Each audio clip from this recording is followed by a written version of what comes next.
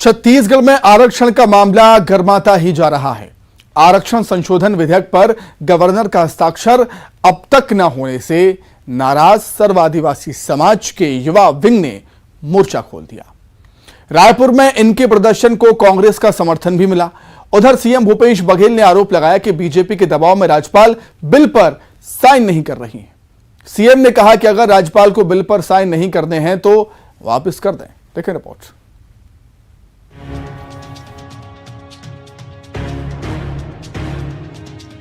छत्तीसगढ़ में आरक्षण संशोधन विधेयक पर घमासान तेज होता जा रहा है।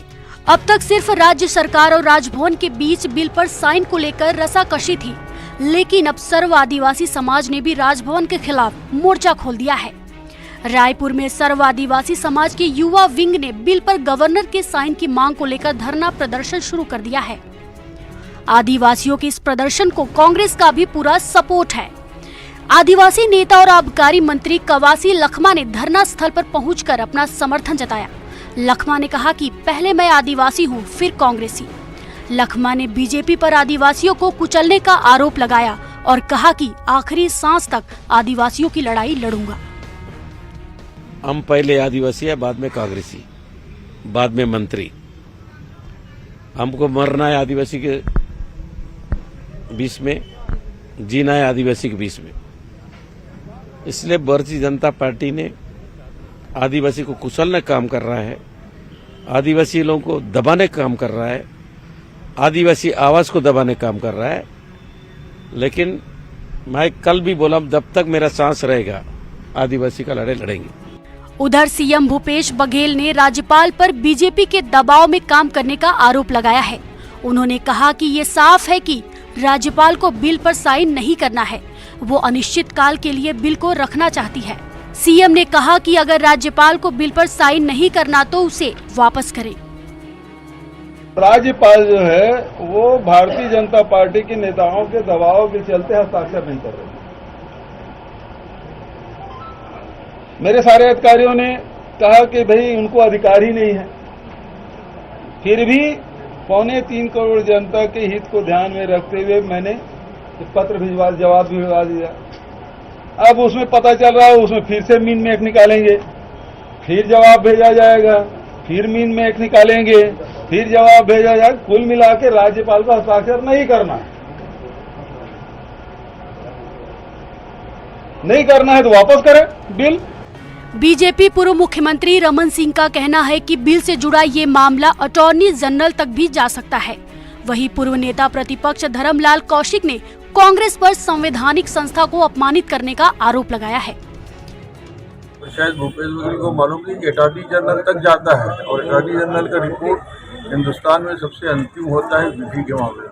तो गवर्नर चाहे तो जिससे भी चाहे वो सलाह ले सकते। जहां तक संवैधानिक संस्था की बात है, उनको लगातार अपमानित करने का काम, चोट पहुंचाने का काम ये सरकार के द्वारा लगातार की जा रही है। हमने सर्वसम्मति से आरक्षण को हमने पास किया।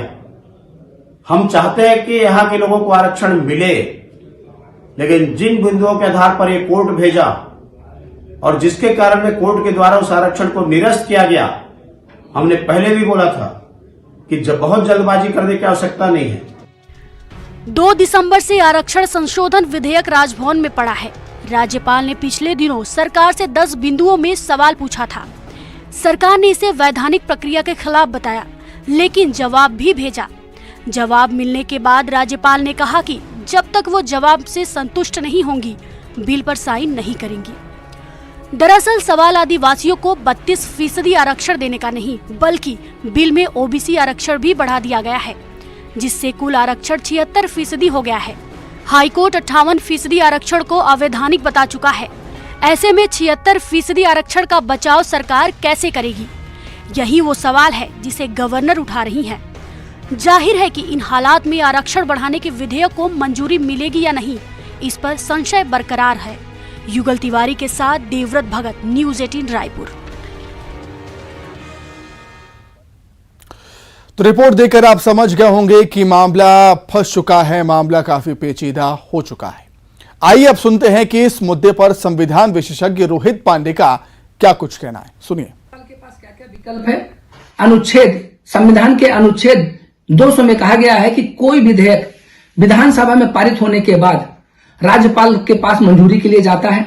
राज्यपाल के पास जो विकल्प हैं, वो राज्यपाल उस विधेयक को या तो मंजूरी देगा, राज्यपाल या तो उस विधेयक को होल्ड पर रखेगा, राज्यपाल या तो उस विधेयक को राष्ट्रपति की राय के लिए कि राष्ट्रपति के पास भेजा जाएगा। चौथा है कि राज्यपाल उस विधेयक को वापस विधानसभा में हाउसेज में भेजेगा, रिकंसिडर करने के लिए भेजेगा। रिकंसिडर करने के बाद विधानसभा मेजॉरिटी से पास करने के बाद दोबारा जब राज्यपाल को भेजेगा तो राज्यपाल के पास सिर्फ 2 ही ऑप्शन बचेगा, या तो उसको मंजूरी देगा या फिर वो राष्ट्रपति को मंजूरी के लिए भेजा जाए।